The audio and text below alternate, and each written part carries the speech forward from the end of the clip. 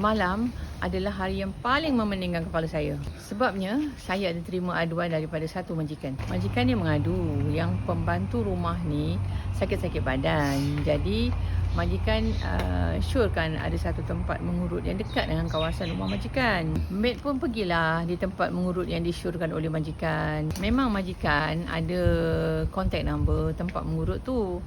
Tetapi selepas 1 jam maid keluar untuk tujuan mengurut, majikan call tak sampai-sampai. Dalam masa yang sama, majikan call pembantu rumah dia tak jawab telefon. Kat sini timbullah rasa curiga di hati majikan dan suspek ada perkara yang tak kena sudah berlaku. Dalam masa yang sama, majikan call saya dan mengadu. Okey, saya advise majikan supaya tenang dulu, tunggu sampai maid balik ke rumah. Okey, lepas tu maid pun sampailah ke rumah. Dan majikan pun panggillah pembantu, bertanya secara baik.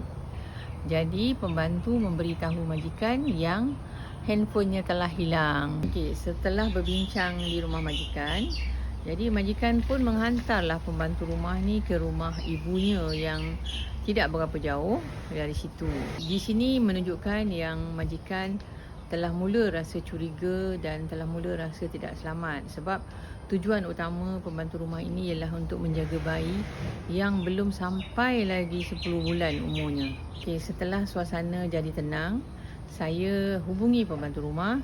Saya bertanya apa perkara yang telah berlaku sebenarnya.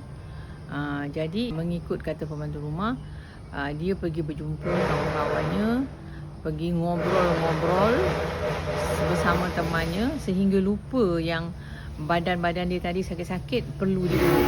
Okay, saya nak kongsikan di sini, sebenarnya pembantu rumah ni sangat bernasib baik, sangat beruntung. Sebabnya majikan terima dia semula setelah berbincang dengan saya, dengan ibunya, dengan isterinya, dengan pembantunya. Jadi dia mengambil semula pembantu itu bekerja dengannya. Dan kalau you all nak tahu, pembantu rumah ni dia kerja lebih kurang 10 bulan tau.